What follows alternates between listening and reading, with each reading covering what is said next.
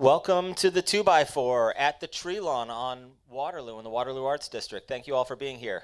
And thanks to anybody who tuned in online. Cleveland Rocks Past, Present, and Future puts on the 2x4 every month. It's a songwriter showcase, all local, all original. We try to feature some of our best original songwriters in Cleveland. Check us out at www.clevelandrocksppf.org. All the cool stuff on our concert calendar. Go to our YouTube channel. Subscribe, check out our Facebook channel. That's where the show's streaming live tonight. Super excited for this. Everybody over here is our volunteer John McGrail at our Cleveland Rocks table. If you aren't on our mailing list, sign up for our mailing list over there. We have a raffle going tonight. We have a vinyl bundle for the raffle. And for all of those of you who wore baseball caps or no caps tonight, we have Cleveland Rocks beanies for sale tonight. So keep your head warm. I don't want to take up too much time. This is great. It's exciting to see so many people here and the million people who are tuned in around the world. I'd like to briefly say, everybody, take care of yourself. It's been a rough one. Everybody I know is sick right now or just getting over it. Stay healthy. It's been a rough winter, but the sun is coming. We're going to have warm weather after this horrible mess we're going to be in, and it's going to be a beautiful Cleveland summer. We put on free concerts all through the summer outside. I can't wait to get outside, but we're going to keep going on indoor concerts up till the good weather. First Friday of the month is Walk All Over Waterloo, our art walk up and down the street where the galleries are having open houses, and we're having a free concert called Waterloo Makes Music. Third Monday of the month is this, the 2x4. And our workshop and panel discussion that we're going to have tonight. That happens every month. It's all free. We do suggested donations as well. There is a donation option up there. You could scan your phone. You could drop cash, whatever. We are a nonprofit. Cleveland Rocks is a nonprofit that supports local musicians and initiatives in the local music industry. And you can find out more about what we do if you visit our website. Again, that's clevelandrocksppf.org. Thanks to all of you for being here, and I don't want to take up more time. I'd love to get to the music. I am super excited to welcome Liz Bullock to the stage. Everybody give it up for Liz. Thank you. Thank you for having me. This is my first event, so I'm excited to play a couple originals for you all. These are going to be 2 songs off of my EP called Where to Begin. Just worked with Dave at Bright, so it's good to be back in Waterloo. This first one is called Ready. Cool. Feel the earth waking up. Feel as though it's finally spring.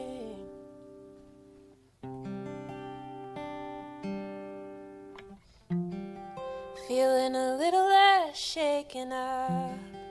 You can't take everything from me.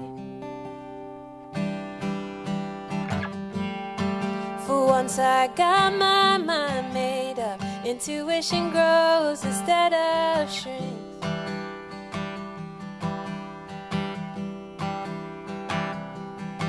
And this isn't for what is ending, but what's unfolding now in front of me.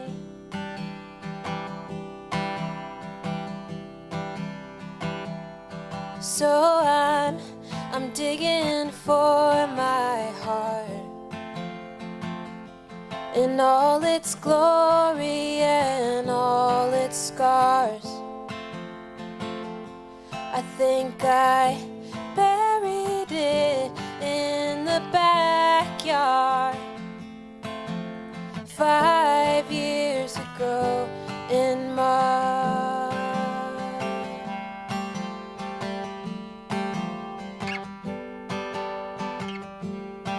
I realized the wall was made of brick.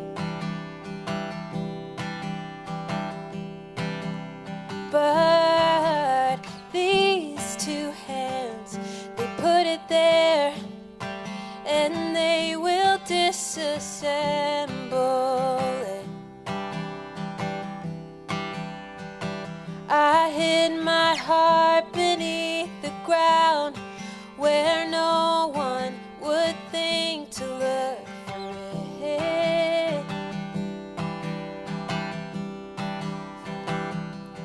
But I think I'm ready now.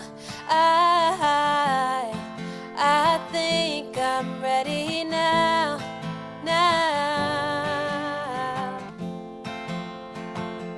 So I'm digging for my heart in all its glory and all its scars. I think I buried it in the backyard 5 years ago in March. Oh, 5 years ago in March. But I think I'm ready now. Oh, I think I'm ready now.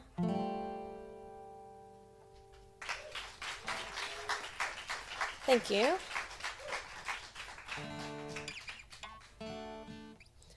All right, this next one is called Borrowed Time. Thanks again for coming out on a cold evening.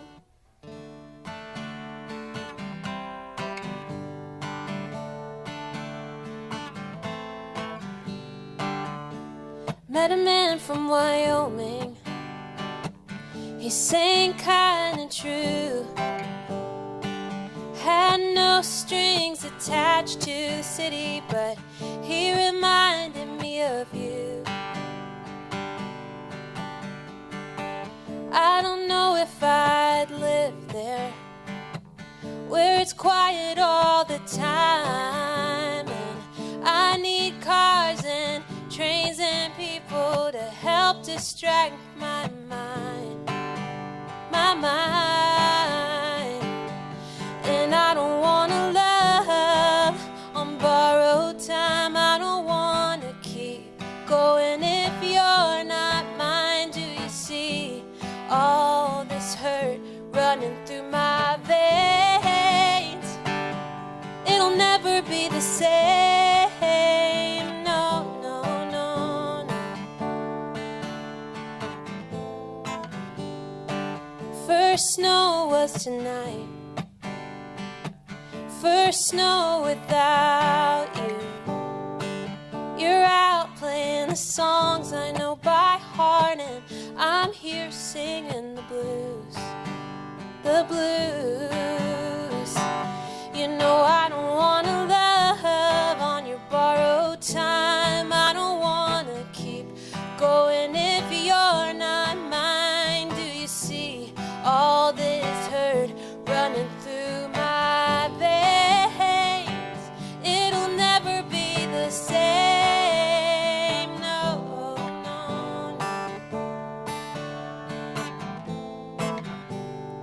I am running too fast. Who would stay with my heart? I'm not built to last, and you tore me apart. Oh, I am running too fast.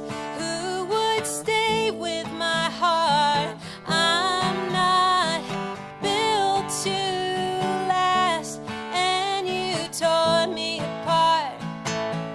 'Cause I don't wanna love on borrowed time. I don't wanna keep going if you're not mine. Do you see all this hurt running through my veins? It'll never be the same. No, no. Oh, the same. Oh, the same. The same. It'll never be the same. Thanks. Yeah, you can find find my EP. It's called Where to Begin, streaming anywhere except Spotify, which I won't even go into. So Apple Music, Bandcamp, anywhere else, just not there. And I am Liz Bullock Music on socials. And yeah, I will be at, on April 18th, I will be at Visible Voice Books in Ohio City. So yeah, thank you.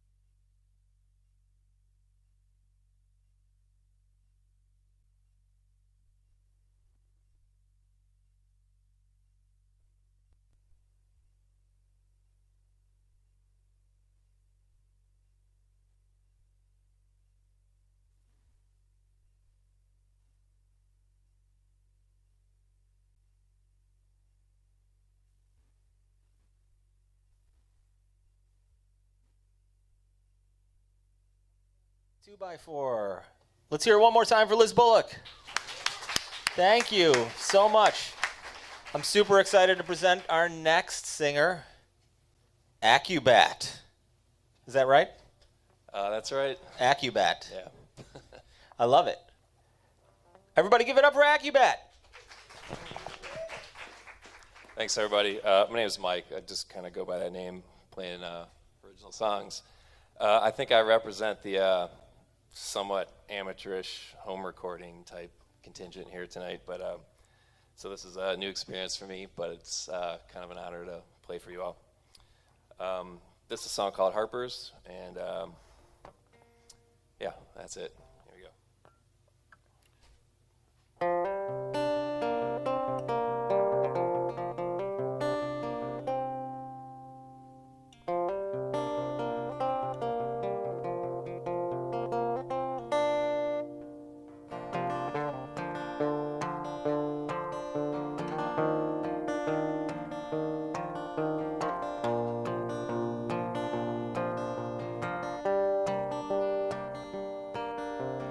Holding up alone on the estate, driving alone around a great lake. My phone won't let it go, I know. One more night at the Cross Trail Motel. It's a milestone for my backbone. Letting past selves lay in repose. Only gonna play the top half note. Ring out dark the night window. It's a little end to a big shit show. You've always known you're mistake prone.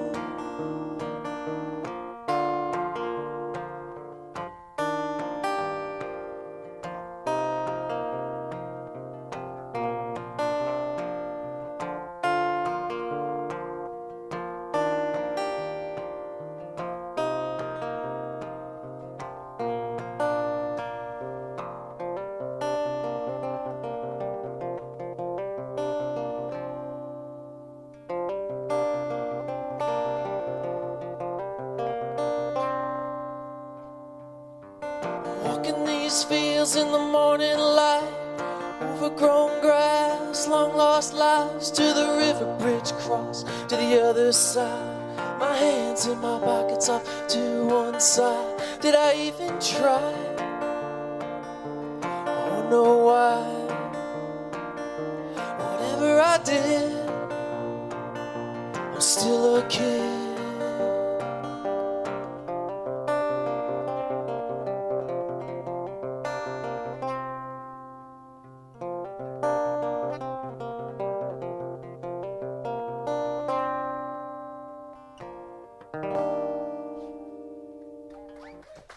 Thanks.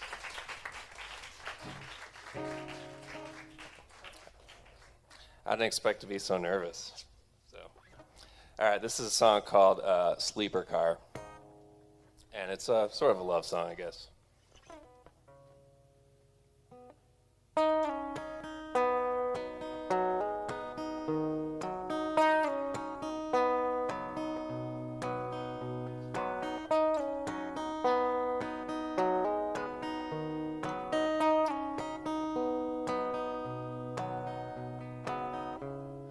I wanna take the sleeper car, dreaming of lands far, way down deep, asleep inside your arms. I'm going where the stars come from.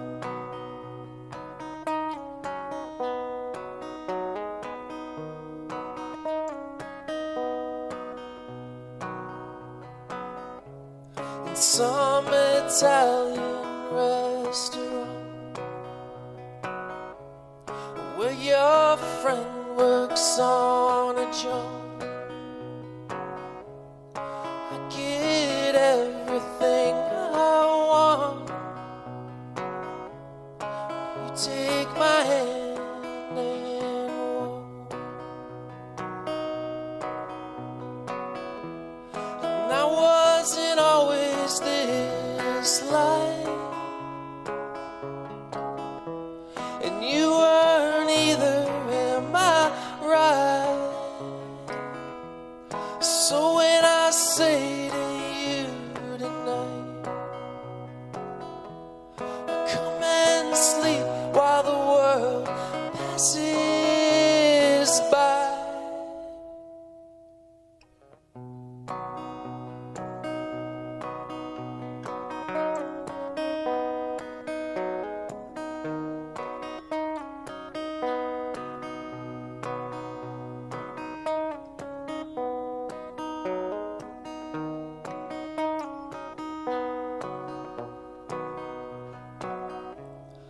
I wanna take the sleeper car, dreaming fast asleep under the stars, way down deep inside our arms. I'm going wherever you are, and so when I say to you tonight, come and sleep while the world passes by.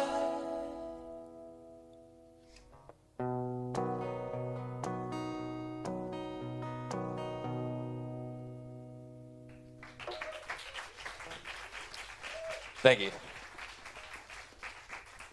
And I guess I should note that I got, I don't know, a couple albums I just kind of put out myself. They're out on all the streaming places and all that kind of good stuff. And the name's Accubat. Not to be confused with a tennis racket looking contraption to do batting practice for people, which apparently that's a thing too. So, but if you find that, you almost found me. So anyway, thank you very much. I appreciate the opportunity to play.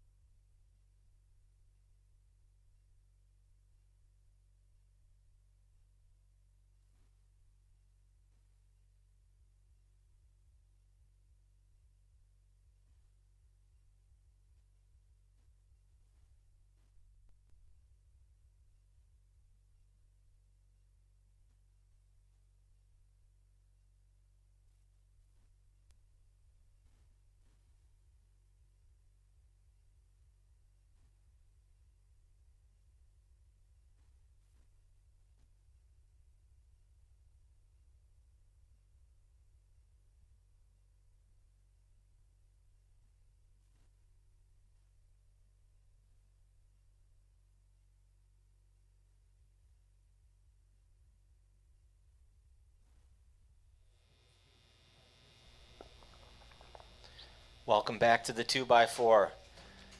Let's hear it for Accubat. That was terrific. Thank you, Accubat. I love one-name artists. You're up there in my pantheon, you know, with Prince, Madonna, Cher. Seal. Uh-huh. We could go on. I'm really excited to welcome to the stage Colleen Welsh. Been a fan of her Instagram and her multi-talented posts. I mean, you've got a lot of funny posts, a lot of great music, visually great. Follow her online. Yeah, follow me, please. But this isn't about me and what I listen to. Everybody give it up for Colleen.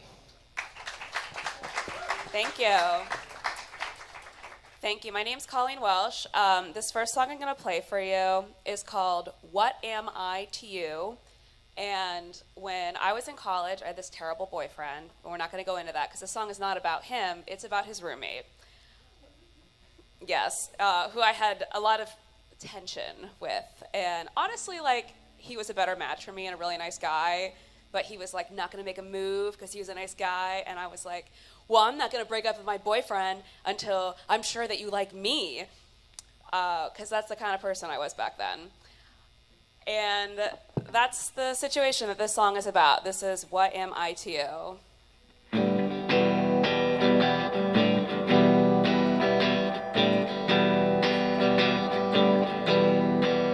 Now it's time to say all the things that I've wanted to say to you all this time.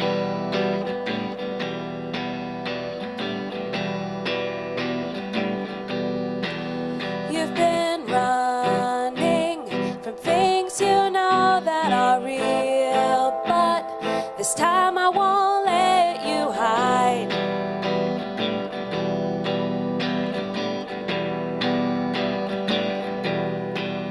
You were drunk, it wasn't real. If that's the way that you feel, that's fine. But don't lie, don't lie, don't lie. You've told me that we're just friends, but that's different than what your actions imply.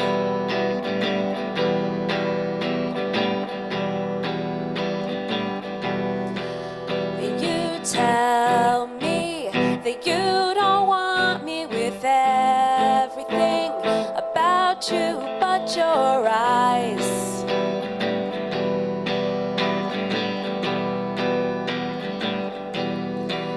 Now how am I supposed to feel about the words that you conceal?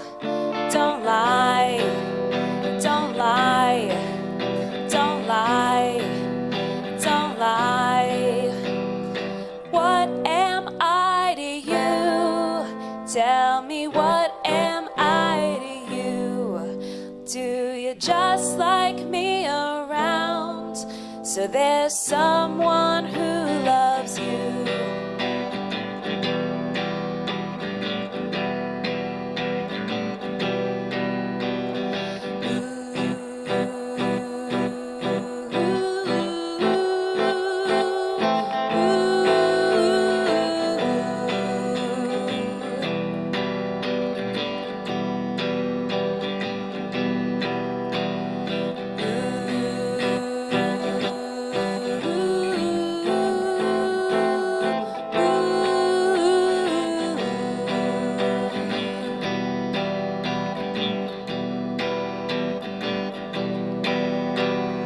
What am I to you? Tell me, what am I to you? Do you just like me around? So there's someone who loves you.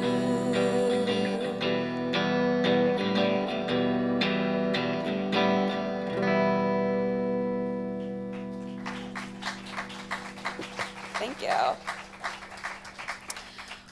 Right now, the big love of my life is a girl with golden hair named Peaches, and she's my dog.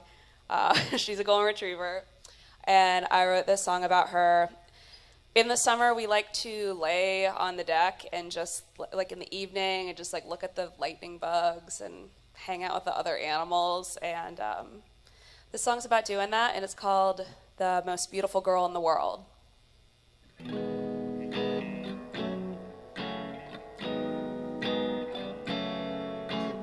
Little girl, do you hear the owl in the tree? I hear him there, but I can't catch a glimpse of his wing. Do you see the bunnies in the yard? Do you see the moon among the stars? Do you even know that we are best friends forever? You are the most beautiful girl in the world to me. You are the best girl in the world, and maybe our time together is short, but I'll always love you, 'cause you're my little girl.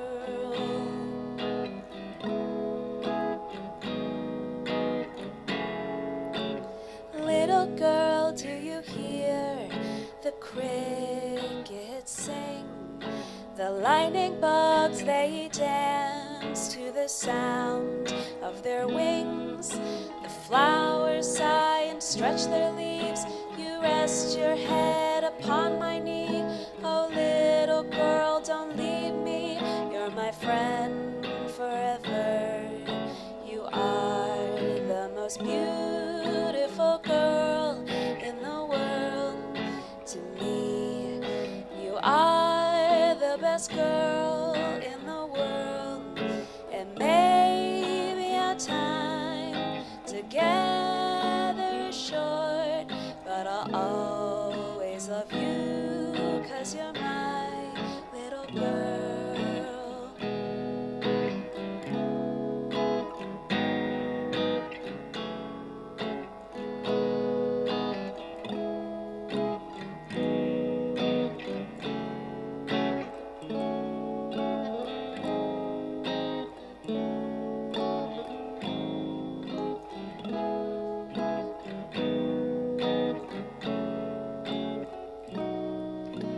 Little girl, do you hear the owl in the tree?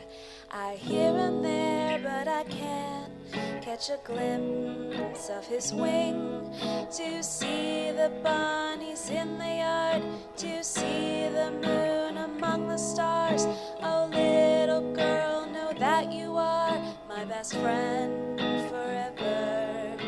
You are the most beautiful girl in the world to me. You are the best girl in the world, and maybe our time together is short, but I'll always love you, 'cause you're my little girl.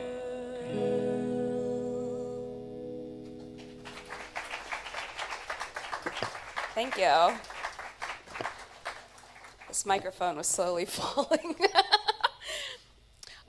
You can find me on the internet. My name is Colleen Welsh, COLLEENWELSCH. I'm a music producer also, so if you are a local artist, hit me up. And yeah, that's. Oh, and I have an EP coming out in May, so sign up for my email list. Okay, bye. Thank you. Cleveland rocks.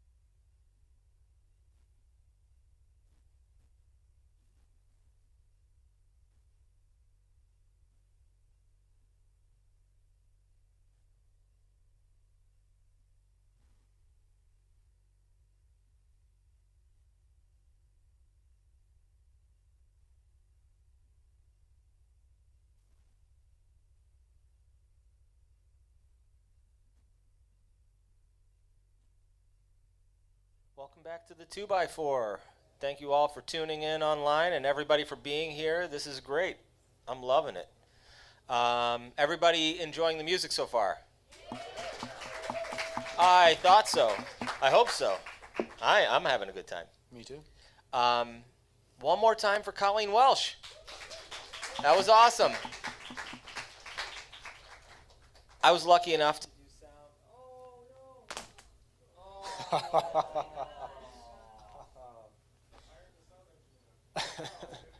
You're ready now before I plug it back in. Too late. I was lucky enough to work with Matt Moody doing sound at Bright Winter. And Liz, it was awesome. They shared a stage in this beautiful art gallery down the street called Praxis Fiber Workshop. And we occasionally do our Waterloo Makes Music presentations in Praxis, but it's a really cool part of our neighborhood here. Everybody online, we're in the Waterloo Arts District in Collinwood, North Collinwood neighborhood in Cleveland, Ohio. And where we are, there are a number of art galleries up and down the street, a number of music venues up and down the street, and on the first Friday of every month we have this thing called Waterloo Makes Music, and there's sometimes like 14 bands playing on the street, a couple bands in here, a couple bands in the other side of the Treelawn, a couple bands in the Beachland Tavern, bands in the Beachland Ballroom. There's music at the Waterloo Arts Cafe, and then on that night we're also putting on 2 artists somewhere. In the summer outside on the Tower Stage, in the winter, fall, and spring, all over the neighborhood, in our record store, the Cleveland Rock Shop, in the aforementioned music venues, and sometimes in the beautiful art galleries in our neighborhood. Highly recommend that you visit on a first Friday of the month to see Waterloo Makes Music and take part in the art walk. It was beautiful to see you play in that art gallery that day. It was a great backdrop for music. And I'm excited to be back here in the Treelawn, which also has a great background for music. Enough about what I like. Again, everybody give it up for Matt Moody.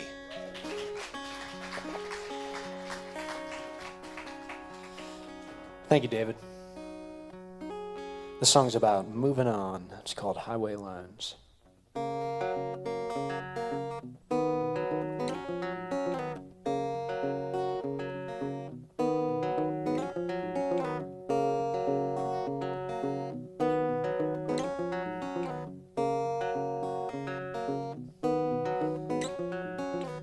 Here it is, move it from the trunk up to the roof. Elephant, neither of us wants to hear the truth, but I guess time for us to face the facts, headed straight for doom. Differences led us to this fork inside the road. Arguments cementing what we both already know. Even if we convince ourselves it's not that bad, we'd still erode. Think these wheels have had their go. You would push and I would pull. When my tank's empty, yours is full. But I won't bury my big pride.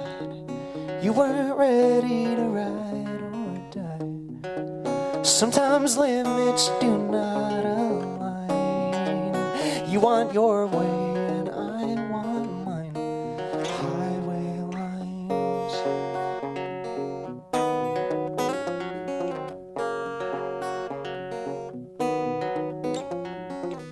There we were, ignoring every obvious stop sign. Passengers, youth is wasted when you can't decide.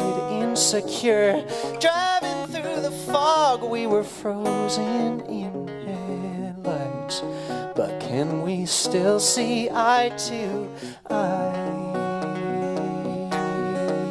You would push and I would pull. When my tank's empty, yours is full. But I won't bury my big pride. You weren't ready to ride or die. Sometimes limits do not align. You want your way and I want mine. Highway lines. This is no one's fault. We just hit a wall. You would push and I would pull. When my tank's empty, yours is full. But I won't bury my damn pride. You weren't ready to ride or die. We weren't willing to compromise. You went your way and I went on mine. Highway lines.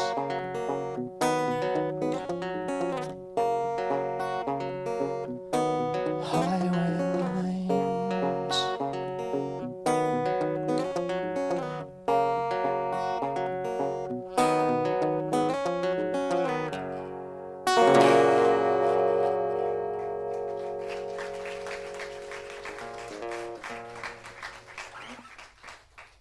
Thank you very much. Thanks for braving it on this Monday. Are we getting a snowstorm or is it not getting a snowstorm? That's what I'm wondering. Like, where's it at? You know? We've seen worse. It's not that bad. Anyway, yeah, thanks for hanging out. This song is about getting older. It's called Through Generations.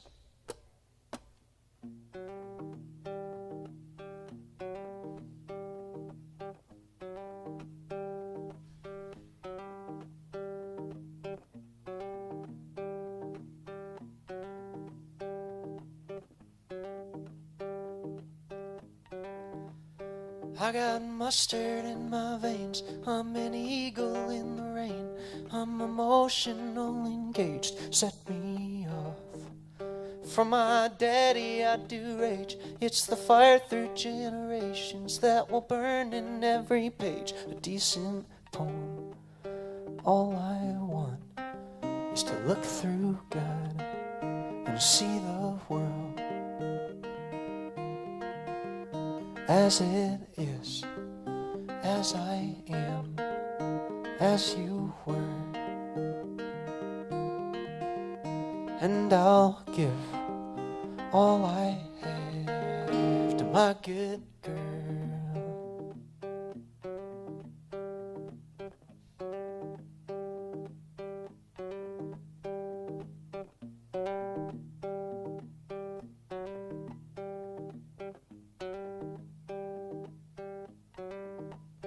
Every season brings a change, but your love always remains. I am half the man I claim to have become. But you've given me a stage and a torch to hold ablaze. So I go boldly with blind faith in the knowing. All I want is to look through God and see the world as it is, as I am, as you were. And I'll give all I have to my good girl.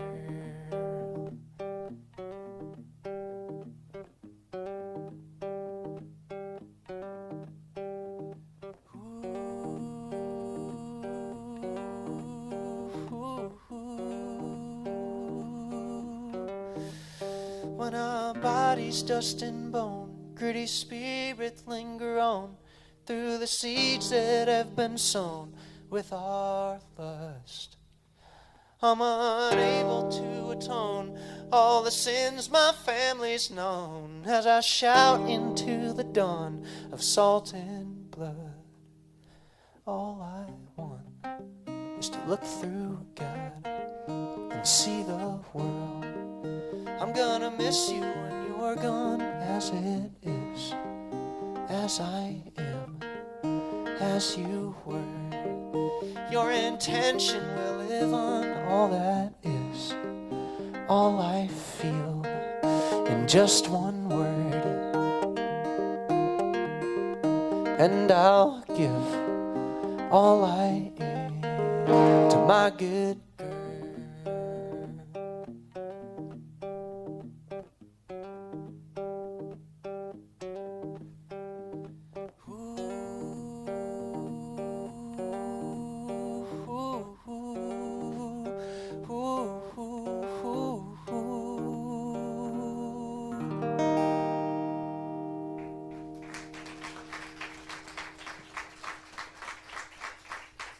Thank you very much.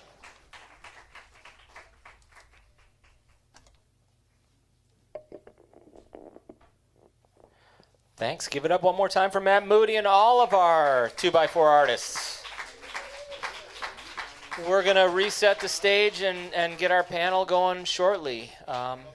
Thanks, everybody, for being here again. Thanks, everybody, for tuning in. Our panel will be up shortly.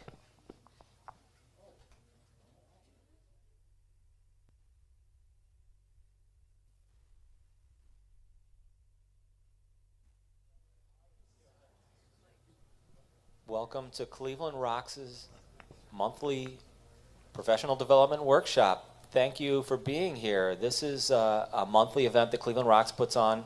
We do workshops on a lot of different topics. Next month we're going to talk about microphones, and I'll be running that workshop and talking about, like, what is this? Why does it sound this way? What's it good for? I'll bring a whole bunch of different microphones from different manufacturers and stuff and let people check them out. And I'll have some listening stations with headphones set up so people can try it out on their own voice, or if you want to bring an instrument or something. And I'll be there to answer questions. I think I'll bring a couple other technicians with me to answer questions. But if you are a performer, I think it makes sense to, like, know a little bit about what microphones are good for your voice or your instrument. So we can talk about that next month.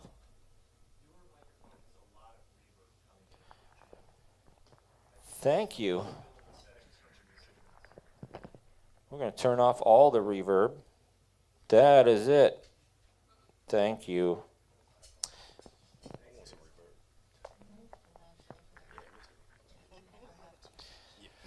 I guess we can talk about reverb next month if you want, but we'll be talking about microphones next month, and we'll be in the Cleveland Rock Shop down the street, our local music record store that Cleveland Rocks Past, Present, and Future runs.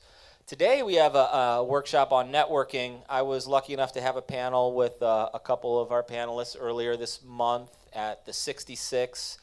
If you haven't seen the 66, it's the Cleveland Foundation's new multi-use space. It's got a brewery and a kitchen and food and drinks and a recording studio and live music performances and a calendar of events down there.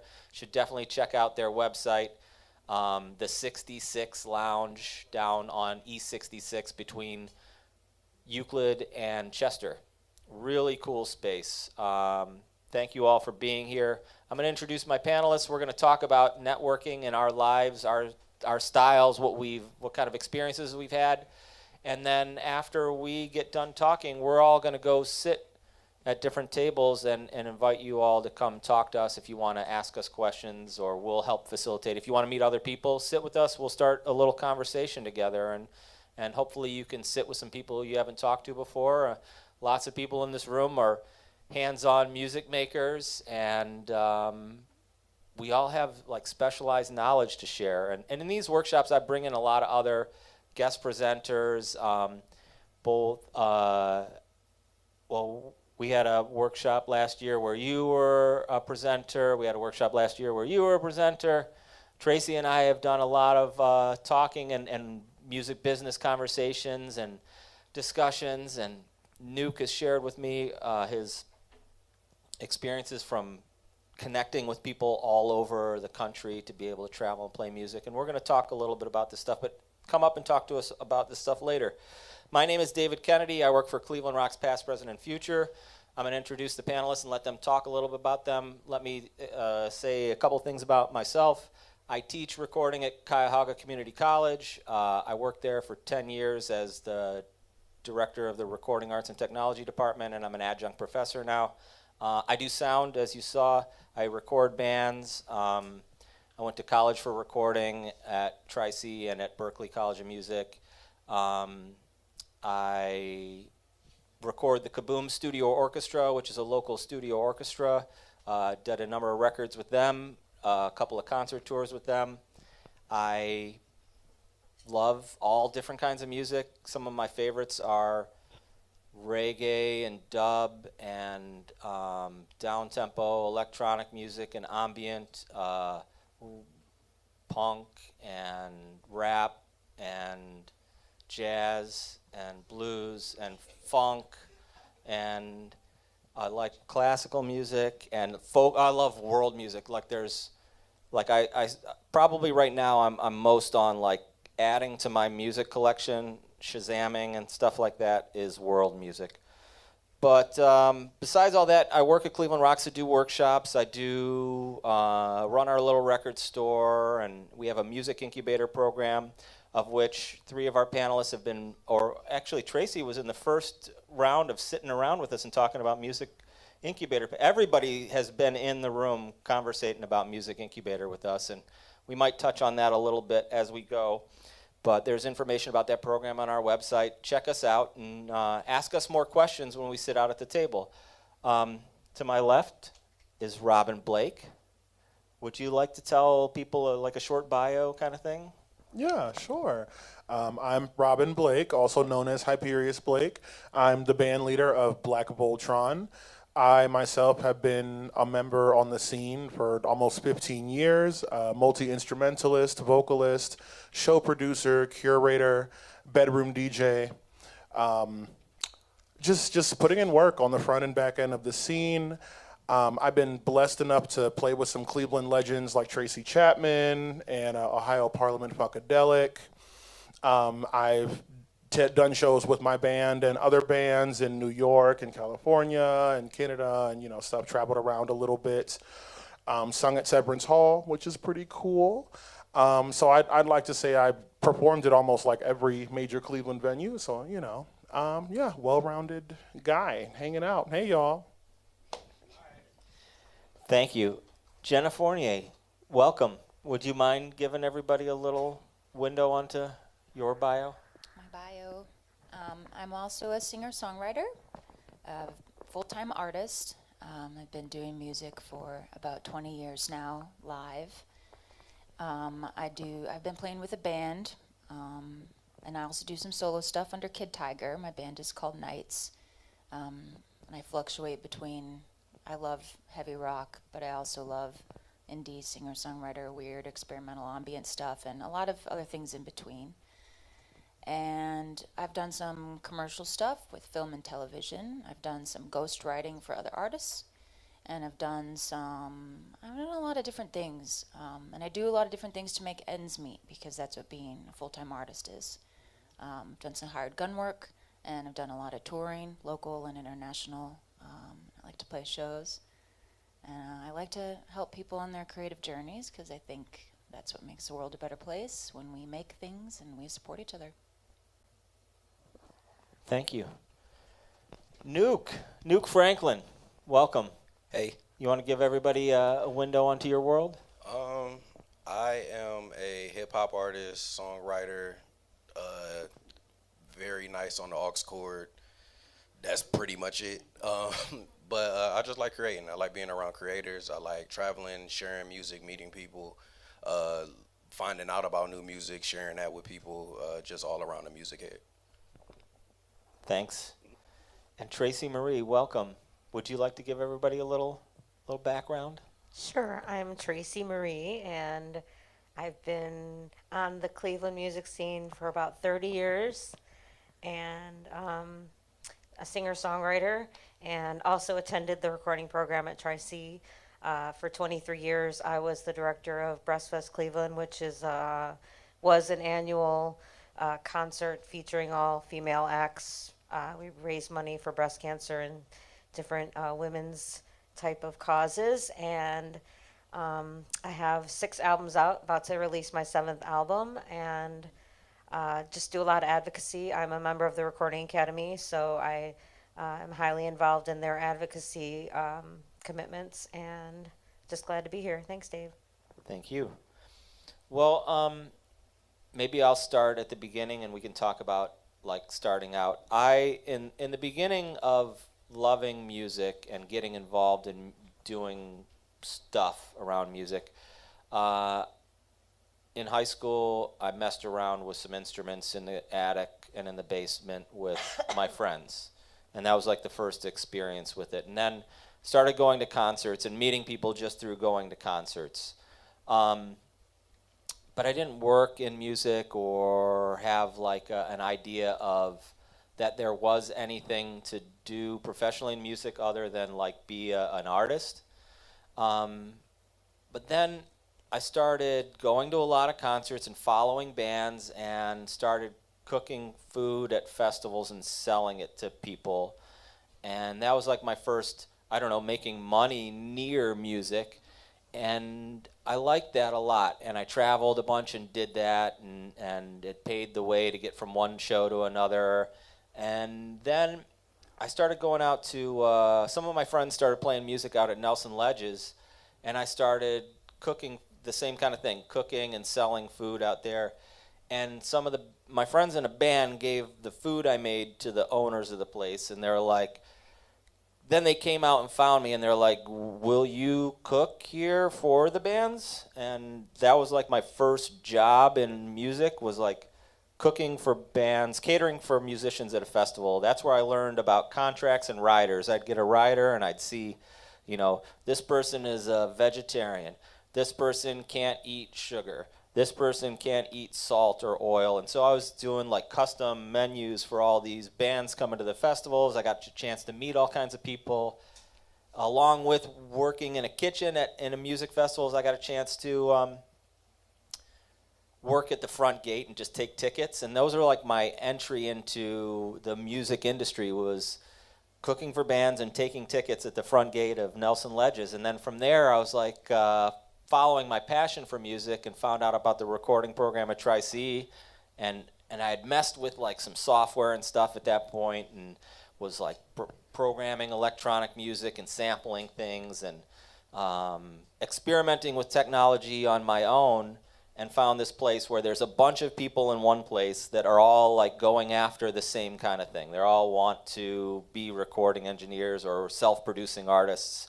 And I found a little community I could be in, and that's really where, for me, going into music, that kind of took off. It was my first opportunity to start working on concerts technically, working on recording sessions technically, and it really built my network going to a college. And that's really how I started off. Robin, or let me start down at the end. Tracy, tell me about a little bit how you started off. Like, what was your entry into building your network and getting involved in what you're doing? Well, first I want to say that I first met Dave when he was hanging out at Nelson Ledges. He was right in front of the stage playing with a hacky sack with his dreads, and I never imagined we'd be here 30 years later talking music business, but here we are. So I kind of started just like Dave was saying, you know, you just get interested in music, and I had a friend who was writing songs, and I was always interested in singing. So he left his guitar at my house. I started writing songs, and then started just going. I didn't even know, when I first started singing, I was like, oh, do you have to pay for karaoke? Like, I thought you had to pay to do karaoke. Like, I was very naive. But I started going to open mic nights and stuff, and the first open mic night I went to, I had 3 songs that I could play. The woman, it was at the West 25th Phoenix Coffee House back in 96, 30 years ago.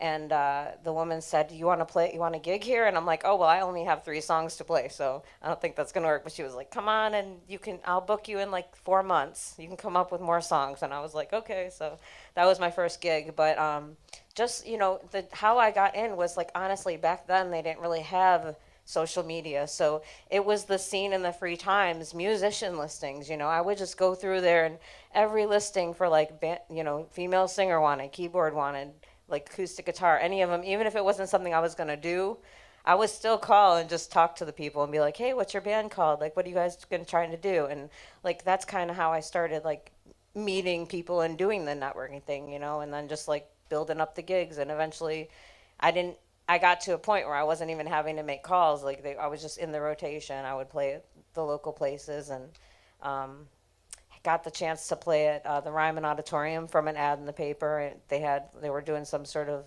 talent search, and I went and auditioned and ended up playing at the original Grand Ole Opry. Was like one of my first performances. So that was kind of like a little bit of a like big load for, like, I was like, wow, there's 10,000 people here, and this is my first stage performance. So, but yeah, just going to the open mics and stuff, and just getting people's names. I would just carry around note cards and be like, write down your name and number, you know. So that's kind of how I got started. Nuke, what was it? How did it go in the beginning? That is a great question. I do not have a good story, but I think I just always ended up around music. Even as a kid, my family, I had family members that they would do music. I knew a bunch of friends of the family that did music. My cousin was in a group called the Rude Boys that was based in Cleveland, Melvin Cephas. So I've always been around music. When I was younger, I played the violin. I had to stop because I accidentally broke this girl's and I couldn't afford to pay for it, so I had to give her mine. But I just always was around music. I always end up in a space where I'm around music lovers or music heads getting lost in the music, and we relate to that, and somehow that becomes a network. I'm weird, so I'll just go to open mic nights by myself. I'll just go, if I hear live music on the street, I want to go in there, I want to see it, and that just somehow developed into me being around a bunch of like-minded people. The internet is a big way for me. I'm blessed enough to be able to go travel a little bit and do a couple shows in a couple different cities. Again, just being on, like, I guess what you would call message boards, just different, the new blog websites is just basically Instagram pages. And then you go through those and you find people that you like, and it's like, oh, you're cool. Oh, you're cool. I'm from Massachusetts. I'm from Cleveland. Let's like do stuff. So that's kind of the new way, and just really following the music, letting the music lead me. That hasn't steered me wrong yet. So I ended up here doing it. So Thanks. Jenna, in the beginning. In the beginning, there was light. I transplanted here from Las Vegas. Before I came out here in Vegas, I would answer ads in the back of the rock block. I am that old that I remember doing that before I had a smartphone. And I don't recommend this. It's not safe. And I was a teenage girl. But I was either brave or stupid, or a little bit of both columns. And I would go meet people. I didn't know how to play guitar yet. So I was looking for a band that would let me sing and write lyrics. And I found some weird opportunities and met some weird people, but ultimately nothing really panned out. And when I moved to Cleveland, decided I wanted to learn guitar. So I sought out a private lesson guitar teacher, and he worked with me on not just guitar, but encouraging me to get my songs out there once I was kind of strumming chords and stuff. I was very dedicated at the time. And I really broke into my Cleveland network through B-Sides open mic.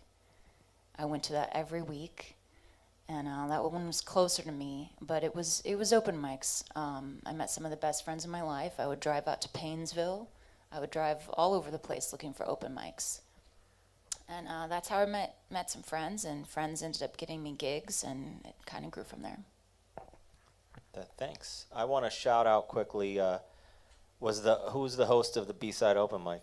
Zayla. Zayla. I got to shout out Zayla. Zayla will be our next month's Waterloo Makes Music act. He's one of the two who are performing next month, and he is a big influence on how I got started and everything. I showed up at a lot of those open mics too. I ended up starting to record at the open mics, and he was a big supporter of helping me learn how to record by explaining what he wanted through his music. I've made a bunch of records with that dude. Didn't know that. Yeah. Didn't know that. Robin, tell me how did it start? I'll never forget my assistant's band director in high school told me the world is so much bigger than this. And that blew my mind, and I decided I was going to go to college for music. I figured out I wanted to do that. And it was about 2 weeks into school. I'm sitting in wind ensemble, and the bass clarinet player turns to me, and they're like, "You want a gig?" And if anyone knows Betty Jean, you don't say no to her when she invites you for a gig. So I was like, yeah. And turns out it was playing in a brass band that was opening for Trombone Shorty at the House of Blues. So I was like, oh, great. Is there any charts? She said, nope, just come and we'll teach you the songs. I was like, ooh, girl, okay. So 18 years old, learning a 60-minute set by ear with a bunch of 30 and 40-year-old musicians who were killing. That was my introduction into the scene. And I was very lucky because at Cleveland State, most of the professors and teachers are people who work on the scene, Cleveland Jazz Orchestra, playing gigs, you know. So, you know, I'd be in musicianship class at 8:30 in the morning with Megan Constantine, and then that night I'd be at Becky's at a jam session playing with my ear training teacher.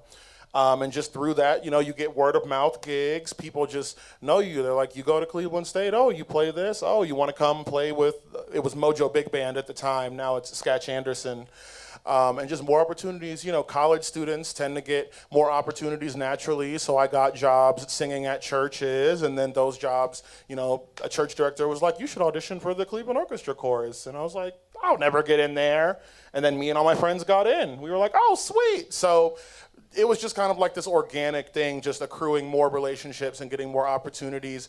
I will say I would not have been able to keep that up if I didn't show up to places on time, show up with the music learned, and show up not drunk as hell, acting polite. So, you know, that definitely carried me through. And I just took it from there after college, just kept talking, kept mingling, all that.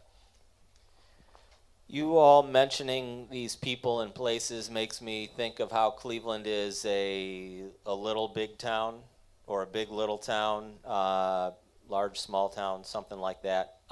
Because like you mentioned the host of the open mic, Zayla, and I'm like, oh yeah, we go way back. Tracy, we go way back because of just being in proximity. And Megan and I went to high school together. I graduated from Lakewood High School, so that was a fairly big school and had a decent amount of musicians around there. And then the other half of my life, I live in Cleveland Heights, and luckily those two suburbs are full of musicians. And I used to hang out when Coventry was happening. There's a bunch of weirdos there. So a lot of my stuff, you know, what I do comes from hanging out with other musicians and artists and just wanting to be around them and just doing DIY stuff, putting on our own shows, finding ways to make art, make noise, and things like that. And I found that when I was younger, it was the way to make things happen, because there's like not always an easy front door to get into the vaunted, the great performance spaces like that we all wanted to get into, like the Beachland or the Grog Shop or Peabody's or whatever. It wasn't as easy to get into.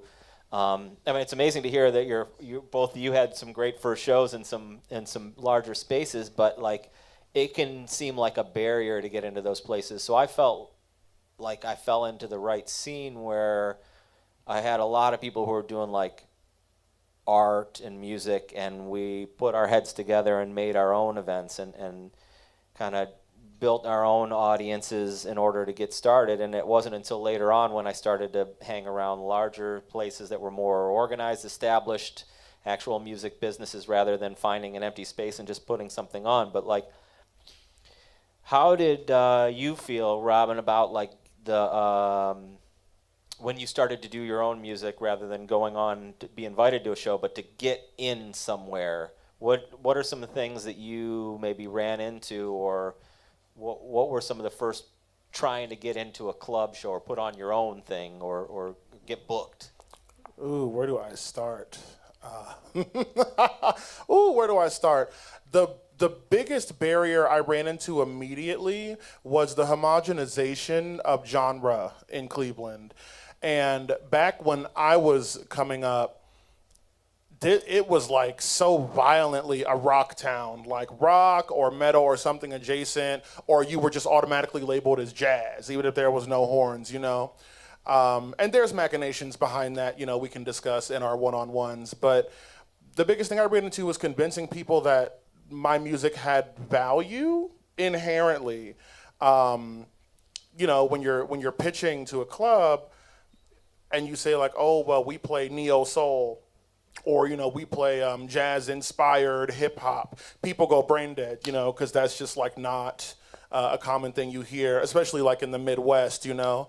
And so that was the biggest thing, was convincing people that just because it's not your favorite type of music doesn't mean other people aren't willing to come out and see it. And from there, it was kind of easy, because, like, once we got in the door, we brought a crowd. They were like, oh, I like money, we'll book you again. And then it just kind of cycles like that. So yeah, I mean, obviously a lot of cultural machinations built in there, you know, that I dealt with. But that was pretty much the biggest thing at first. So what was the act at that time? What were you trying to get a show for? What was it called? Oh, you're gonna trigger me, Dave. This band, my first band was called the East Side Vibes. And a bunch of people that I went to school with, some people that I met at church. And that was my foray into showing the world my arrangement and composition ability.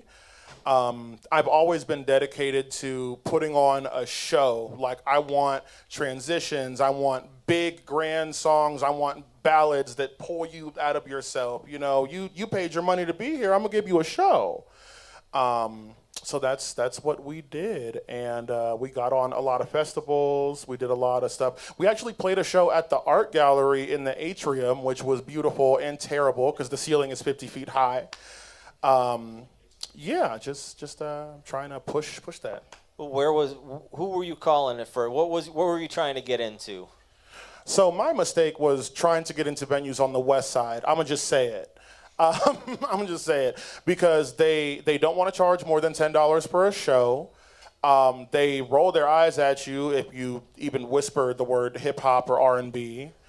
But at the time, you know, I was going to school downtown, so the West Side was like my frame of reference, you know. And they wanted to be very safe, you know. You know, I like putting on mixed bills. I'd approach them and be like, hey, me and my friend in this rock band and like in this rapper, we want to do a bill together. And they'd be like, hell no, what is that? Like, you know. So I would say that was probably the mistake, was not going where I was wanted. Thank you. Thanks for sharing that. Jenna, can you think back to like your first time you've written some music, you're trying to perform? What was your first act you were trying to put out there, and were you involved in trying to get those gigs? I started solo before I had a band. And I would play, really I was playing coffee shops and I was playing art galleries because I was kind of involved in Cleveland's art scene. And I was playing wine bars and more unconventional gigs. I wasn't playing venues. And that's when I was solo. And when I started putting a band together, it was my bandmate who was really proactive about looking for bands that he liked and he wanted to open for them. And so he would reach out to the venue and just ask to be on the bill, you know, and we got a lot of no's, but we would get opportunities from that. And he kind of taught me how to be more proactive about gigs that I wanted to play. You know, if I see an act that I love coming through town, I want to open that show, and I know I'm going to be a good fit for it. And it just kind of started from there. That's kind of how we worked our way into the Beachland and into the grog shop. You know, it was asking. Cool. I get it. Yeah. Nuke, when nobody knew who you were, how'd you make it into those shows? Well, I started doing my first shows at Peabody's, and I don't know if anybody remembers Peabody's, like the showcases. Yeah, they accept anybody, so those don't count. So my actual first, I guess, booking was actually the grog shop, and this was like around the time Coventry was booming. It was just like a source of life for hip hop. It wasn't really too many venues that would book hip hop artists. outside of the Grog Shop and a handful of other ones. But I would, again, just be following the music. I would be popping up. I would just go by myself and just be around people. And this is around the time people would be doing like ciphers outside, the hip hop artists, or just mingling, and it was just a certain type of energy around. So just word of mouth. I ended up getting booked for one. I was extremely nervous. I'm pretty sure it was bad, but really word of mouth and just being in certain spaces and just showing up being respectful, just being yourself. You're not being something that you're not. And I guess certain people see that and they want to give you an opportunity, seeing that you're passionate, seeing that you actually want to be a part of something. That's pretty much my story with that. Yeah, that's all I got. Cool. Thank you. Thank you. Tracy, you told us you got to do one of your early shows at the Ryman, but like when you started like trying to find gigs, what were you doing? How did it start out? Yeah, so at first it was solo. I was doing a lot of solo stuff, but I did have some friends that were jamming at parties, and we kind of had put a little band together. But again, it was like originals, and it's harder to get into venues if you're doing originals. We had a cassette, and I would go places and perform. I got my foot in the door at Nelson Ledges early on. That's as I mentioned earlier. Went out at Nelson Ledges. I met the Sultans of Bing. One thing leads to another, and then the drummer at the time, the Sultans of Bing, Brett Brandon, was like playing. The Sultans of Bing opened up at the Odeon for I think a Grateful Dead tribute, Sugar Magnolia, and so I went to that show and had a backstage pass, and then I met a guitar player, and I was like, hey, we should do Heart tribute, and then we got a Heart tribute together, and so it's kind of just like you meet people, and then you're like, we should do this, and then you have a band, and then you try to book it. Then we booked the band at the Heart tribute at the Revolution. Then I met Billy and those guys that owned the Revolution at the time that was on Brook Park Road, and they also owned the Hi-Fi, which was most recently the Foundry. So I was hosting an open mic night there, and just like meeting people, meeting venue owners. There's like classes of people that you want to always meet and talk to, but you find out like what is it that you do. I mean, I've even networked with like my server at a restaurant. I'm like, hey, are you an artist or are you a musician? And just ask them what they like, what's their interests. And you meet people that are like, oh yeah, and I'm an artist. And then you just go, oh well, when can I see your art? And you meet. You don't never know who you can meet on the street. Even like you're just like, hey, and you start talking to them. And that's the basis of networking and how I've gotten most of my gigs, like just asking, just cold calling, and they would be like, well, at the time we had email, but like send me a demo, show me what you got, and then you have to follow up, and sometimes you don't get a gig, but sometimes you do. So, and then people coming in to see you say, hey, you should also play at this other place, and so it just one thing leads to another. So along those lines, you were mentioning, talking to people backstage and suggesting finding a way to have a project together. How have you found collaborators over the years? Talk about some of the ways. I mean, you've put together a number of different projects and had solo, duo, trio, full band kind of things. What are some of the things you've done that have helped you find collaborators, or just some stories about finding the right people to collaborate with? I have a great story.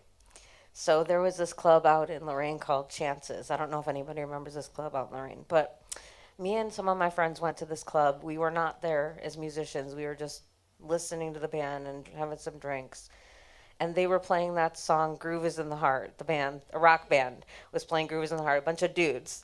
And I was just happened to be walking past the stage, and the guy on stage handed me the mic. He did not know I was a singer. He just goes, here, you want to sing? And he handed me the mic. So I was like, groove is in the heart. And he was like, what? And then I went to the bathroom, and then I was leaving, and his whole band followed me out the door and was like, tell them I didn't plan that. And I was like, I didn't know him. It wasn't planned, I promise. And then he was like, I need your number because we're recording this in the studio and we want you to sing on it. So I was like, okay, cool. So that's how I found my producer that produced my first album. Was he took me into Spider Studio, and they were recording that song. And so I went into Spider Studio, and I was like, oh, this dude I need to work with, Ben Schigel. He was a recording engineer, and he was 24. We were like really young at the time, and he was just recording out of his parents' garage. And that's how I met my producer for my first two albums, was basically because I happened to like be walking past the band, and they handed me the mic, ironically. So you never know, right? That's crazy. That's crazy. Well, along with that, but like you've also put together projects and you've had to seek out collaborators. It's got to be the right person. What are some things you've gone through and when you've sought out people to work with?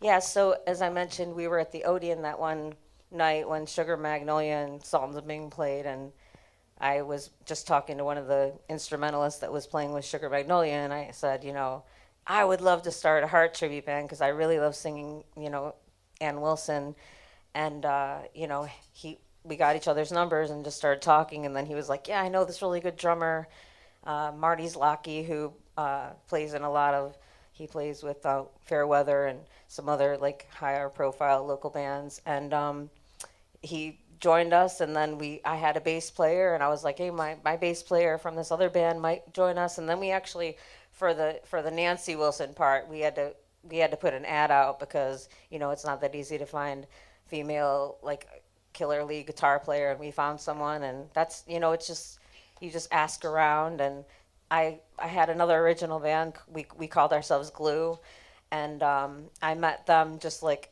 through friends of friends, and then they were like, our singer just quit, and then I was like, okay, and they had all over these original instrumental songs, so I just recorded their instrumentals and then wrote my own lyrics to it, and then we started playing around on bills, and kept doing the solo thing. I showed up to the Savannah Bar and Grill out in Westlake, and I met the Bad Boys of Blues, and then I started playing with the Bad Boys of Blues and doing all the blues stuff, and they were backing me up on some gigs. We had like an every Saturday night at the Yukon. I got that gig through the same owner, and the Bad Boys of Blues backed me up every Saturday night for a while, which was super cool. And so yeah, just like taking gigs. I took guitar lessons from Michael Bay, and he'd always be like, "Don't ever turn down a gig. Just try to make it work." Which probably wasn't the best advice because I was always trying to be like, "Oh, it's a bluegrass thing. Oh, I could do some bluegrass songs, no problem." And I'd like real quick try to learn the whole bluegrass set, but it was like a little too much because I was trying to do it all, and like whatever the venue wanted, I was trying to satisfy. But when they just let me be myself and do my own music, it was when I was in my element. Nuke, what about you? Finding collaborators. When I was younger, it was pretty easy. It was as simple as like, hey, you rap, I rap too, let's rap. And that's how it was. And then you get older, people become more intentional with their art. So a lot of my collaborations came from people seeing me do live performances, or me seeing them do live performances, or being in the right space, hearing a song, or somebody recommends it. One of my closest music friends, my best friend, did a song with him, and then I was like, I just love what he did on the song, and reached out to him. So a nice portion of my connections come from just reaching out to people and letting them know that I'm a fan and I like what they do. That snowballs into a conversation. It's like, hey, what are you working on? I'm working on this. Oh, I'm working on this. Oh, do you think you want to add something on here? So real organic, really just removing the ego and just not being afraid to reach out and let somebody know, hey, I like what you do. And usually that's met with, hey, thank you, I appreciate that. What do you do? And that goes from there. So I think that's a big portion of a lot of my collaborations. That, and just even on the musical side, I look for, when I'm trying to collab with people, what can they add to a song that I can't add, and how does it fit? Like, does the tone fit? Does this person make music that can coincide with the message that I'm doing, and different things like that? Just trying to be more intentional about it. And then along with that, I don't know how many of your do you make a lot of your own beats and tracks? Not anymore. I did for a while. How do you find like producers and collaborators on that side? Honestly, I'm lucky. A lot of them reach out to me, and they want to work. But there are a few that I'll reach out to. Is really connections. There is actually, I have a friend named Andrea Webb. She works for BeatStar. She always sends me, hey, I think you would be great working with this person. And I've actually made music with some of her recommendations. In the city wise, people will see me out, and I don't bite. Like, we can have a conversation, and if it works, it works. Um, Kind of the same thing, just on a smaller scale. Just people being appreciative of your art and you being appreciative of their art, and being open-minded enough to be like, hey, all right, well, let's go be in a room and just make a bunch of noise and see what happens. So, Jenna, how have you found collaborators over the years? Also being open-minded, and I love that you mentioned removing the ego, because there is so much ego in the music industry, and you really need to be able to set that aside when you're working with other people if you want collaborations to work. My first bandmates I found through open mics. My ongoing bandmate Frankie from Nights actually found me selling my bus from the last band. We had bought a shuttle bus that we converted for touring, and we were selling it, looking to sell it to a band because it had been, we put bunk beds in it and stuff. And he actually called me, asked me why I was selling it. I said the band had broke up, and he said, well, my band's looking for a singer. And I had zero interest in that. To be honest, at the time, I was like, I'm not playing in a band with men anymore. I was not about it at all. And I told him that I just wanted to go back to doing solo stuff, and he ended up coming out and coming to my gigs. And eventually I got to know him, and I did want to play music with him, and I met his bandmates, and we played together 16 years later still. And the point of that story is that sometimes if you want something from someone, you need to go support them first. So he really found me. He pursued me as a collaborator. And then I met the band, and they were awesome. So talent was part of that too. I was blown away by the talent of the drummer. Sometimes collaborations have come through word of mouth. I worked at Sam Ash Music Store, rest in peace. I worked over in Mayfield at the Sam Ash, and so a lot of musicians would come in and out, and a lot of people that worked there were musicians, of course, so we would meet each other. And I actually got to record with my first Nights record with Jim Stewart before. If you know Jim Stewart Recording, he's awesome. He's doing amazing things here in Cleveland. I worked with him when he was still recording out of his little economy apartment in Ohio City near me down the street. And Jim, because he had worked with me when he was working with a rapper named DJ Skrilla that was looking for a female vocalist, Jim recommended me. And so that was a long time ago, but I did some tracks with Skrilla, and years go by, and he opened up a publishing company where he does licensing with film and television and stuff like that. And because we had worked together in the past, and we were both still in the game and reliable and dedicated, and we had a good rapport, he started hiring me for some of that stuff, and that's kind of how it works. You meet people, you don't have to bug them every day for 10 years, but you keep up a good relationship. When you have the bandwidth, you go out and you support them, and hopefully they do the same for you, and you kind of feel it out. You feel out, where there's a feedback cycle happening versus a black hole, and you avoid the black holes, and you gravitate towards the feedback cycles. Good advice. Robin, talk to me about your working through finding collaborators. So I'd say I found collaborators through a combination of reputation and authenticity. I just really don't know how to be fake or like put on a phony personality. So whenever I meet somebody, I'm coming to them like with my heart open and just like being very straight. Like, this is it, girl. I don't, take it or leave it. But also reputation has really come into play because when I was, reinventing my band and my whole musical mentality, a lot of the people that came to me, they had seen me perform like with other groups, or, they had heard about me because of the events that I put on, or just like the things that I do. So it was always like, oh, I know this person. Like, you need a key player? I know this guy. He's great. He plays keys. He loves hip hop. And like, okay, yeah, bring him through and we'll play and we'll like see how it vibes, And that's how I met a lot of people.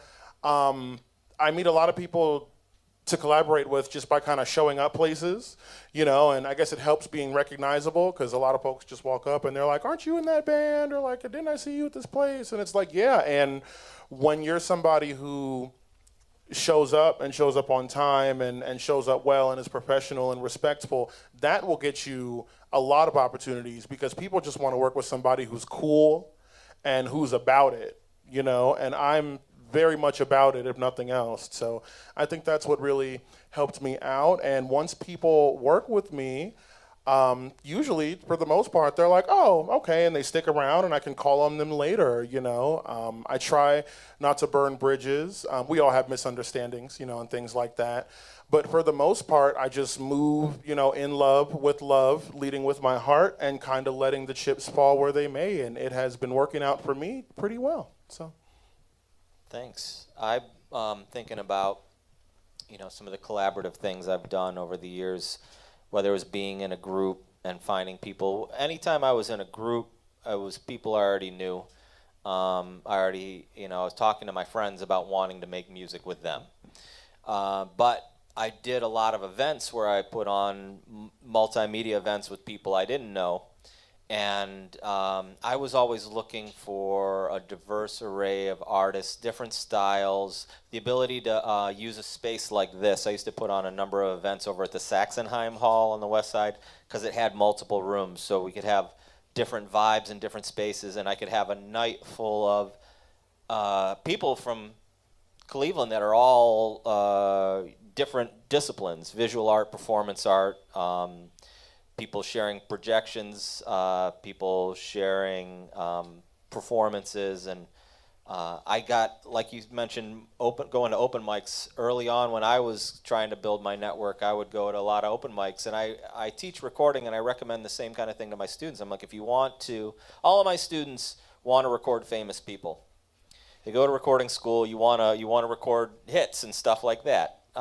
Plenty of my students also want to be self-producing artists, but a lot of them want to record famous people. But when you start out, the famous people already know people. And they have the money to go to fancy recording places. So I said, go meet people who are in the same kind of, starting out like you. People are trying out new music at the open mic. There's a rotating cast of characters. There's at least 10 musicians tonight that you can meet. And I even put together an event just out of an open mic one night. Did anybody used to go to the Social Room open mic? Yeah, the Social Room open mic on Lee Road in Cleveland Heights. I was hanging out there with some friends, and we decided to take a break and go have jazz cigarettes at my friend's house. And so we went over to his house for a break before going back to the open mic, and I said, we should have a show. And there was like a handful of musicians who were at the open mic, and they were like, yeah, why not? And so we even made a flyer right there. We started on making a flyer, made a plan on it, and I created this little event called the Crayons Party. I thought that adults would like to draw on things. I really believe, somebody else mentioned being a big kid. You know, we're all here tonight, and we're all pretending to be adults. We're all just big kids, and we want other people to like us and to have fun and enjoy ourselves and live our lives. And so I was like, let's do an event like that and just bring different people together to creative self-expression. And that's all I was really looking for, was a bunch of people who do different kinds of things, creative self-expression, where they could. And you've told me about the Creation Fest, and it really makes me think of that. Like, that same kind of vibe is like, let's get together, let's let people express themselves. And it's not about me. You put that ego aside, and like, I just want to be in a room, and that's why I do sound and recording. I just want to be around the music. I just want to be around people who are making beautiful music. So like some of you said, show up at places and be there and support other people. Good things come of that. Tell me a little bit about Creation Fest and like making things happen. Yeah, so originally Creation Fest was just going to be a Halloween party. Me and some people, you know, we were, you know, talking our mess about the scene as folks do, and I was like, we need to put on a festival that books black people, or that like books weird acts. Because at the time, we noticed a lot of the festival lineups in Cleveland was like white dudes, white dudes, white dudes, white dudes, token act, woman, DJ. And we were like, oh, that's awfully boring and repetitive. So we were just going to throw a Halloween party and like just shake it up and, you know, show people what the rest of Cleveland had to offer, and it went really well. Everybody, it was like, this is so different. We love this. So I was like, maybe I have something here. And so we originally started off at the Magdalene, which, if anyone knows that place, it was a mattress warehouse in Slavic Village.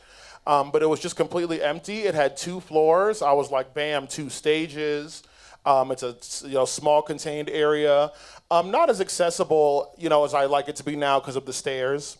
But it was like a great hang, and we did it again. Twice the amount of people showed up. I used this festival to donate profits to causes that aligned with marginalized populations, because when I'm booking for Creation Fest, we prioritize women, people of color, and queer people. Not saying, white dudes can't apply, but like, you better be slamming if you want to like break through everything, And I think that's fair because the rest of the world operates in the opposite. So, we're just trying to put on people who would never get the opportunity. And I mean, Apostle Jones was one of our, first acts. Mixed Feelings was one of our first acts at Creation. We had Anya Nerve, who went on to win RuPaul's Drag Race. She hosted Creation. So, I like to think that we can kind of like ping talent and give them that platform. We do collaborative art, healing therapy type things, modalities. It's sort of a networking event, but like not in the traditional sense at all. It's like, I'm very upfront about like no homophobia, no racism, no sexism, go down the whole list of things. Like, come here and be cool or you can go. And it's pretty much like zero tolerance policy for weirdness, And that creates a crowd of people that have a common understanding. And from there, I mean, magic can happen. I've seen bands form from people who met at Creation. We did a spin-off for the Tamir Rice Cultural Center. We raised $3,000 for them. And I just kind of kept on doing it. I've been taking a hiatus from Creation because festivals cost money.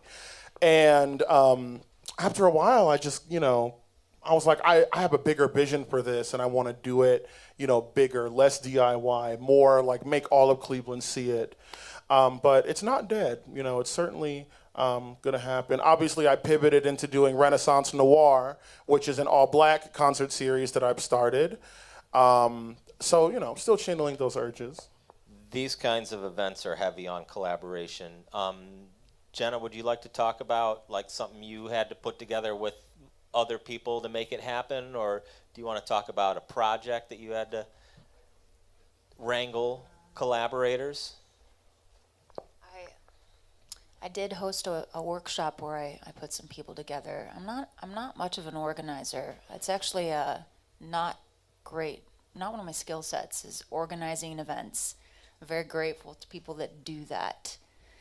When I ran an art gallery, I would have to put events together and corral artists, not so much musicians, although I would book musicians sometimes. A lot of times people are flaky, they don't answer emails, and so I guess my taste of being on the other side of things is the frustration, the frustration of people just not getting back to you. Answer your emails when, it's hard. If you're going to reject someone, just give them a rejection, especially if you want to work with them again ever. I guess I learned a little bit trying to run an art gallery. It was my closest to connecting, with what venue owners deal with and bookers deal with. But I've never put a festival together. Yeah, I don't know. That's not really my area of expertise. That's all right. Yeah. Thanks for sharing. Nuke, now what about you? Tell me about, have you put together some events or it's something that needed a lot of collaboration? I think I can best speak to maybe working with collaborations as far as projects or working with collaborators. For projects, that is a hassle in itself. Bringing people together to see your vision, I just think is, whatever. Bringing people together and trying to share your vision and help them add to it, that comes with its own set of complications. But again, it goes back to removing the ego and making sure that you show up for people, more than likely they'll show up for you. Building good relationships and a healthy respect for each other's artistry. That's that's as far as my expertise goes on that. But it has its own set of benefits as well as its own set of hardships. So again, it's artists, man. We're creative. We're in our head. We're weird. We see the world a certain type of way. So that's always just very interesting, trying to wrangle people together to see, all right, hey, this is my view of the world, and this is what I'm trying to convey. And how can you add to that? What do you see when you hear this, or what do you hear when you look at this, etc. Thanks. Tracy, I don't know if you want to talk about managing Breastfest for years and years or another thing you've put together, but I know that takes a lot of collaborators. Yeah, so I'll briefly touch on Breastfest, but I did want to talk about an album I produced. But Breastfest was just, there was an event called FemFest back in the late 90s. We had it at Peabody's. We had it at a couple different places, and it was, well attended. But the person that coordinated it moved away, and then we didn't have one. And somebody said, "Hey, we should do that again." And a couple people just kept saying we should do that again. I'm like, okay, well, somebody needs to step up and make it happen. So I just started. I just started calling different people that performed at it, and just started like, would you be interested if we put this back on? And they would be like, yeah. And so that kind of started that way, and then it just became an annual event where we had it at many different venues. We had it at the Beachland. We had it at the Rock Hall. We had it at multiple venues. We did one year. We did the Happy Dog and the Parkview at the same time. The Brothers Lounge is the place that we had it at a few times, more than a few times actually, so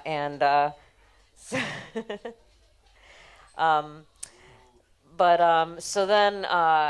But it went on for years and years and years, and then it just kind of like I got burnt out on it. You know what I mean? It wasn't really serving me anymore, and I feel like we can still put one on, but when the pandemic happened, we started going virtual with it and tried to continue it. And we had our last event about 2 years ago at the Brothers Lounge. But focusing, I wanted to focus on projects at that point. So it's a lot of work to do a festival.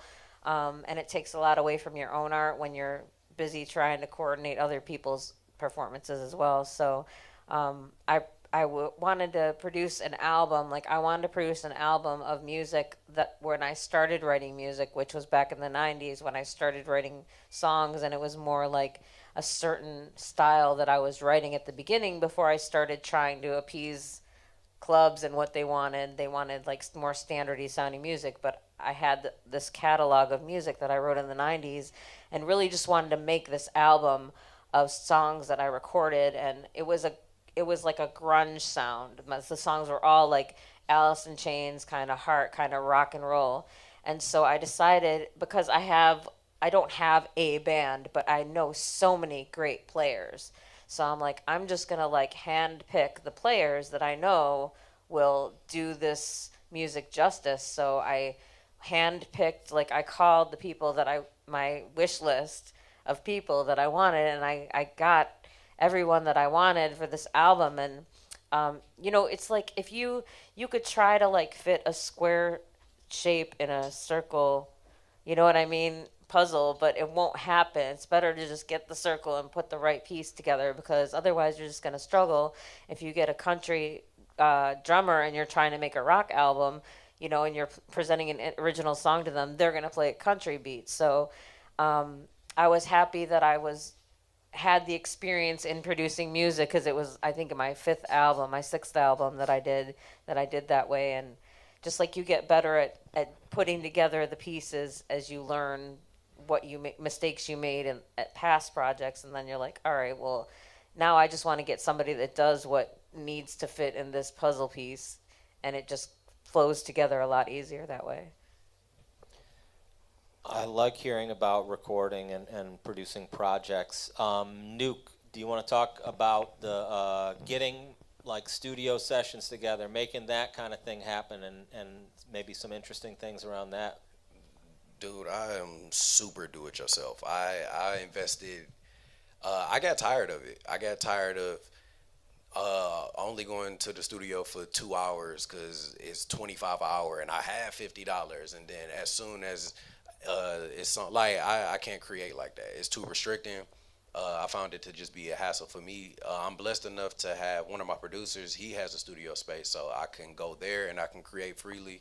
But majority of my work is do it yourself. I'm at home with cute LED lights. I might burn some incense, have something to drink, and put like Animal Planet on the screen, and I just sit and lock in.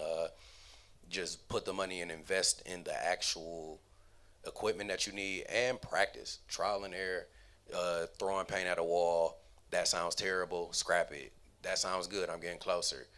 Save it, and just repetition and repetition. That allowed me to really evolve and be a lot more confident in my work. So now I can go to different cities and different places and different studios, and I've honed my craft so much due to investing in myself. Now it's like, all right, cool, it's a free throw. I don't even know if I answered the question. What was That's good enough. That's good enough. You do what you have to do to make it happen. Yeah, but overall, big do-it-yourself over here. So. And Jenna, you talked a bit about at our last panel about teaching yourself and production and advancing in that, but you also had the experience of going into the studio with full band and everything. Can you talk about maybe some of the differences for you with your workflow and like working with people and working on your own? Yeah, I went into the DIY world because for two main reasons. I wanted creative control. I had worked with producers, and I had just done a big studio record with a producer that I was contractually obligated to work with through my label, and he wasn't maybe the best fit for the sound I was going for, but part of that was me struggling to communicate what I wanted. And I knew that if I just learned about audio engineering and recording, maybe we could break that communication barrier, because as you know, in the audio engineering world, you kind of have your own language, and there's an understanding of what can be done and what can't be done, and what can be done in 3 seconds versus 3 hours, and is it worth that 3 hours? And as an artist, sometimes you don't know that what you're asking for can't be done, and you're paying a lot of money to be there. So it was really important for me to learn how to do this stuff from home, not just so that I could make my own weird music without, other people's opinions. That was part of it, because I had been doing the band thing for so long. But it was so that I could learn that language, so that when I do work with the producer again, not only would I get a little more respect from them, but I could communicate what I wanted from them. I could help them help me get what I wanted out of the collaboration. And sometimes you have to do that. You have to learn someone else's world so that you can enter their world and they can help you in your world. And I love the DIY thing. I'm very much a DIY ethics kind of person. But you also get burned out in the DIY world. You can only do so much. You need help in other ways, even when you're producing your own music sometimes. So when it comes to nurturing those kinds of collaborations, like you said, trial and error. It's trial and error with people too, I find. Not everyone is a good fit. Just because they're your friend doesn't mean you're a good musical fit. And just because they're super talented and you like what they do doesn't mean they're a good personality fit when it comes to band dynamics. I mean, these are relationships just like any other relationship. So you got to find the right people, and trust is a huge one. Trust and reliability, and then also just having chemistry. It's like any other relationship. But, when with the trial and error stuff and the collaborative stuff, I do find that sometimes you need to know when to pull the plug. It's like if you're gambling, like Vegas here, of course I have a gambling analogy. You need to know when to cash out. And sometimes with people, if it's not going well, we get into this place called, I think they call it fallacy of sunk costs. Has anyone heard of this? Where you've invested so much time that you feel like you have to finish it and you have to go all the way and you have to keep investing. And trusting your gut and knowing that it's time to cash out is really important. Thanks. I'm going to want to wrap up pretty soon so we can get out and talk to people, but I would love to go down the line and see if you have anything you want to share about whether we talked a little bit about hurdles things you had to overcome, or strategies about building your network, trying to find your way in town versus out of town. Anything you'd like to share before we go? We've said it a couple times up here, but I think the biggest thing is to move your ego aside. And that kind of goes beyond like your traditional concept of ego. Like, you should move all your preconceived notions, your stereotypes, your own aversions. You should try to meet everybody as they are, where they are, because you never know who you're going to connect with and what that connection is going to bring you. I've met so many people that just like normally I would have never even spoken to or been in the same room as, and we have done beautiful things together. We, have gotten to know each other and found lots of common ground, and that's dope. Like, that's really beautiful. I enjoy that, but I wouldn't have been able to have any of those connections if I had let my preconceived notions and fears and things be in the way. So that's my word.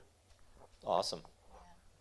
I think, people judge you in the first 3 seconds. That's a thing, right? If we're honest with ourselves, we do this. We judge people before we've even spoken to them sometimes. And your reputation walks into a room before you do. And if you don't have a reputation, then at least you have a blank slate, But not judging people and listening to people is part of communication. Listening is a huge part of communication. And I think as artists, we communicate really well through our work, abstract imagery, things like that. But we don't always communicate great with English words and honesty, unless it's in our work. And, you could tell somebody in plain English, clear as day, what you're thinking and feeling and where you're coming from, and it's still hard to understand because I don't know your background, your experiences. I don't know where you came from. You don't know where I came from. So it's still hard to understand each other even when we're using clear words. So to me, networking is really about communication, which is a skill. It is a whole consciousness. It is not just shaking hands and smiling and being nice is nice. I mean, that's part of it. But part of it is working on yourself, working on your own communication skills, working on your skills outside of the art that you do, and working on it's working on your ego, I guess, and working on your work. I think we've talked a lot about networking and communal stuff, but sometimes your talent speaks for you and you don't have to say anything. That's not always true when you're trying to book a gig. A venue might not care if you're talented. They want to know if you can draw people in that buy booze. Let's be real. Everyone has their own thing they're trying to get out of a situation. But talent is part of it too. And really working on your work, to me, is part of networking. Thank you. Yeah, I agree with everything they said. I think my biggest thing or advice for anybody is just open mind, open heart. Go into everything with an open mind and open heart. Be open to receiving, be open to giving. And also, to steal your analogy, don't try and fit a square into a circle. Know when something, you don't have to force anything just because you feel like you have to force it, or somebody's saying that's what you should do or you should try this. No, trust yourself and believe in yourself enough to know what works for you, what feels right, and what's something that you actually want to try and go for, not just because somebody's pointing you in a direction. Thank you. Tracy.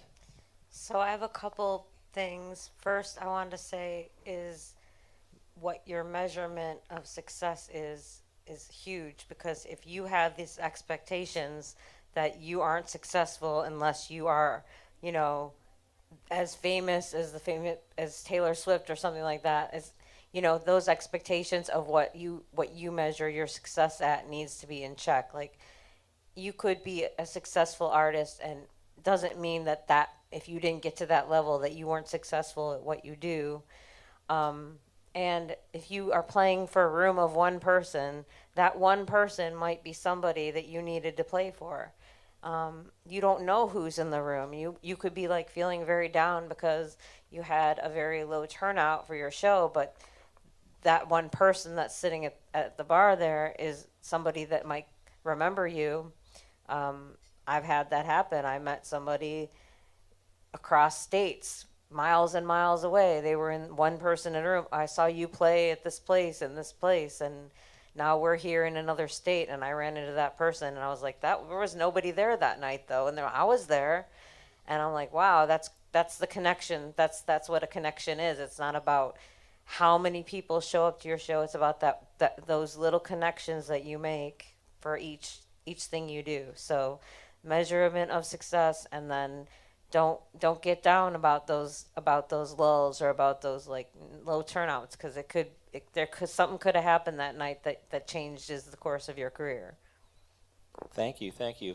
I will end with something from my mind, but first a cliche. The cliche is, if you want to be interesting, be interested. So when you're networking with people, it's not all about what you want. It's finding out what the people you're talking to are interested in and what they like and what they want to share, and you'll learn more and it'll make you happy. And then if anybody wants to, I'll leave it with this. I work at this record store down the street called the Cleveland Rock Shop, and I'm in there on every Friday noon to 4 and Sunday noon to 4, and some people I know come in there and talk to me and ask me a lot of questions and stuff, and I'm very open about what I know about all this stuff, and I know a little bit about it. I know a little bit about a lot of things, and you're all welcome to come and just talk. That's the best thing I can offer, I think, in our local music scene. I'm working for this nonprofit because I believe in all of you. There's a lot of musicians here. I believe in all of you. I believe in our music scene. I believe in our panelists on here. I spent time with all of you talking about and listening to you talk about your music.